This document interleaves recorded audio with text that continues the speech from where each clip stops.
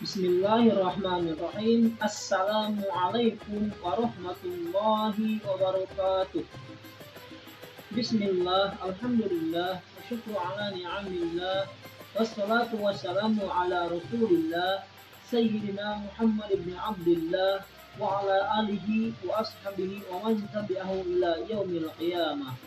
Ashhadu an la ilaha illallah wahdahu la syarika lah, wa asyhadu anna Muhammadan abduhu wa rasuluhu la nabiyya ba'dah. Allahumma shalli ala sayyidina Muhammad wa ala ali sayyidina Muhammad. Perkenalkan, nama saya Dadang Hidayatullah. Saya dari Prodi Pendidikan Bahasa Arab.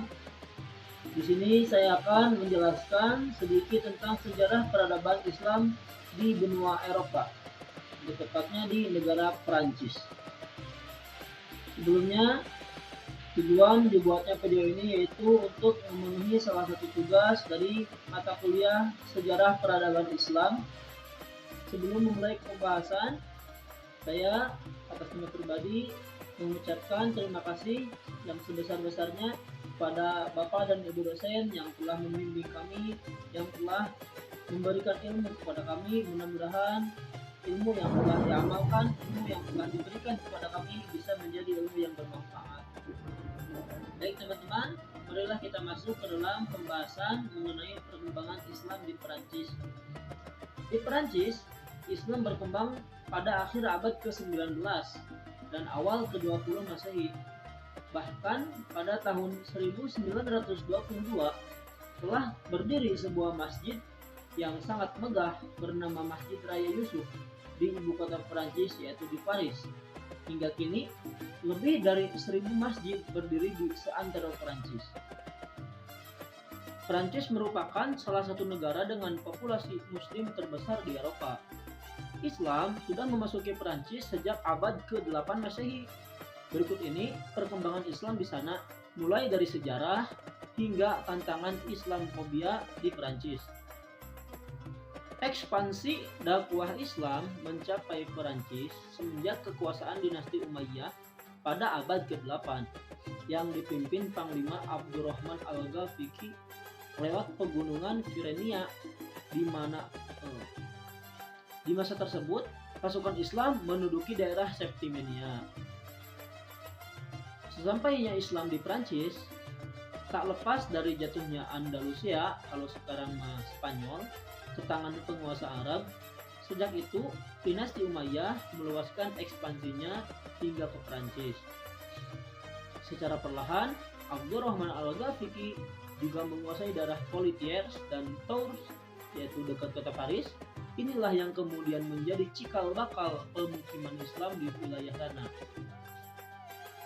Populasi Muslim di Perancis kian bertambah usia. Perang Dunia I dan II lewat orang-orang imigran Muslim yang merantau ke Perancis. Banyak dari mereka membawa keluarga masing-masing sehingga membentuk koloni-koloni Muslim di wilayah Perancis. Selanjutnya, mengenai populasi umat Islam di Perancis.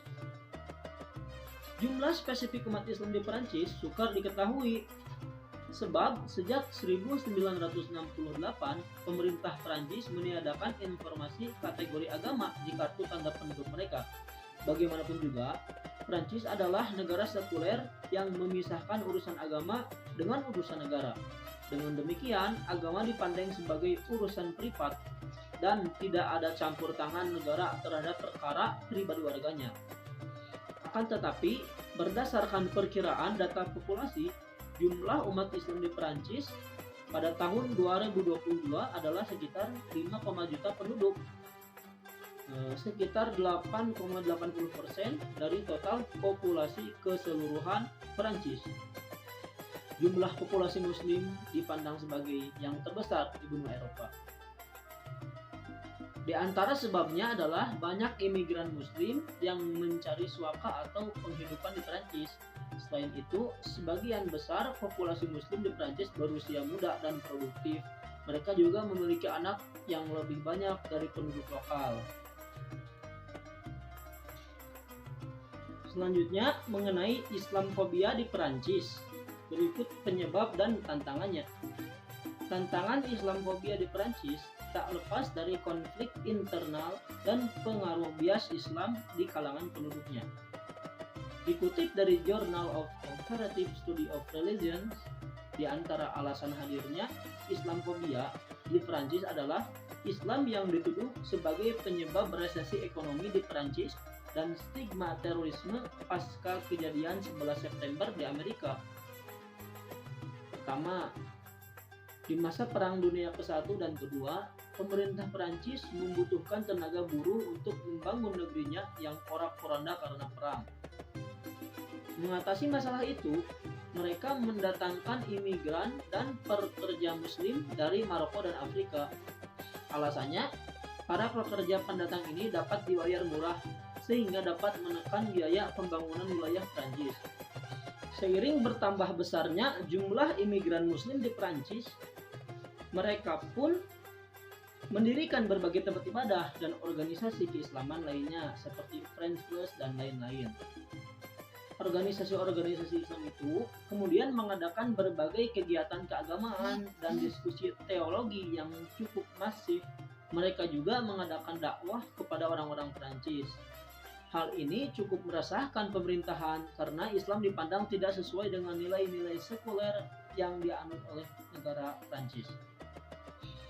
Stigma kepada umat Islam kian memburuk saat Eropa Barat mengalami krisis ekonomi pada 1970-an.